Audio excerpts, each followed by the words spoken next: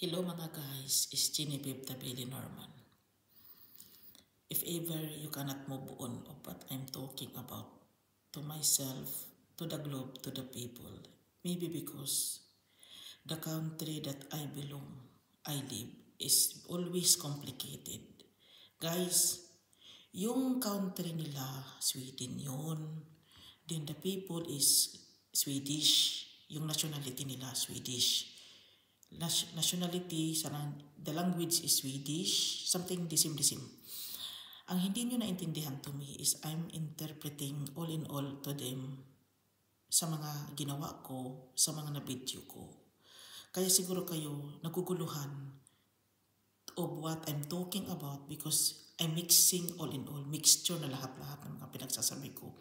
Kasi marunong naman akong mixture para na akong nagluto, mga ingredients, nilagay ko na lahat-lahat, yung makaintindi na lang sa akin yung maintindihan na lang nila ako ang makakaintindi. If not, wag na kayong mag-aksaya ng panahon to understand me. Basta yung ta-interpret ko talaga yung pagkatao nila. Hindi talaga yung pagka-Pilipina ko. Ay mixing kasi talaga kasi Pilipina kasi ako.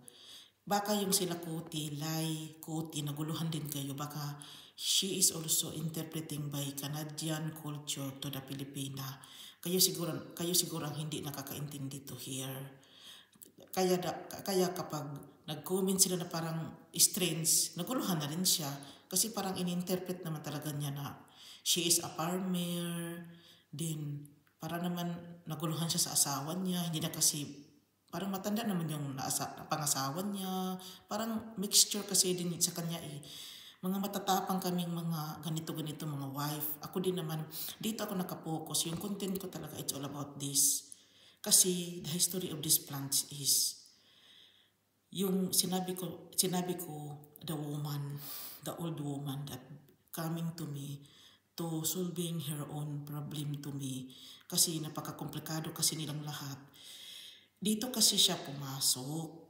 Hindi nila kasi naintindihan lahat. Ako lang nakakaintindi because she is trying to go with me. Hindi ko nga maintindihan. Then, since I love her, ito talagang klaseng bulaklak na ito. Ito. Yung bottom line talaga, pag mayroon talaga siyang petals, kagaya nito, nagpapakita talaga siya ng ano niya sa akin. Nagpapakita siya na ibig sabihin daw, masaya siya. Nagpapakita siya ba ng beauty ba? Na red kasi yung kulay niya kasi love siya. Nagpapakita daw siya ng parang nagkaintindihan daw kami. Oo, ganito. Kung gaano siya kaganda, ganun din siya kasaya. Ganun daw ang pagkaka-interpret ko sa bulaklak na ito. Kasi she loves this kind of flowers. Hindi naman to sa lola ko. Yung sa lola ko, yung parang sibuyas at saka yung pichay. Kaya siguro nag-grow yung pichay ko doon dahil sa lola ko talaga yun at saka yung sibuyas. Na-mixture na yung mga sinasabi ko guys. Na-mixture na.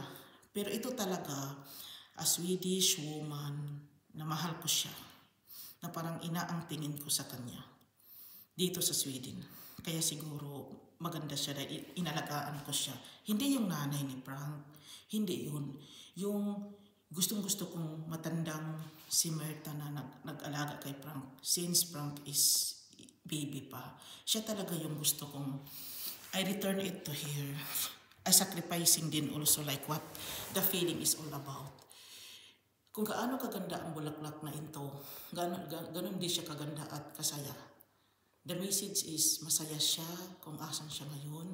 She is happy and contented. Iwan ko na lang kung ganun ba ang message niya sa mga kabag-anak niya because she is not my mother.